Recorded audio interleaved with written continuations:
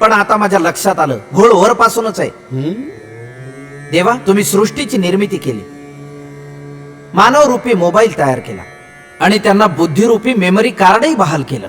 पण इथेच सगळा घोळ झाला. यातली बरीचशी मेमरी कार्ड करप्ट झाली. काही मध्ये जात, धर्म, पंथरूपी व्हायरस घुसला. सृष्टीचा समतोल साधण्यासाठी तुम्ही काय केलं?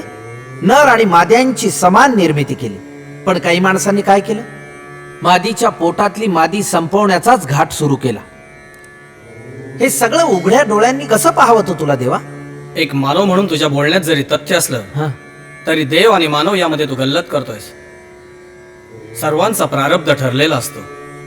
तू देव असलास तरी त्यात ढवळाढवळ करू शकणार नाहीस. नारायण नारायण. विठुराया, या मानवाचं वरदान तू परत घे, म्हणजे त्याचा योग्य न्याय करता येईल. ते असं करूच शकत नाहीत नारद देवा. कारण आमच्या गावात यांच्या नावाचं एक क्लॉथ स्टोअर आहे, माऊली क्लॉथ स्टोअर. त्याच्यामध्ये एक पाटी लिहिलेली, एक बार बिका हुआ माल वापिस नहीं लिया जाएगा.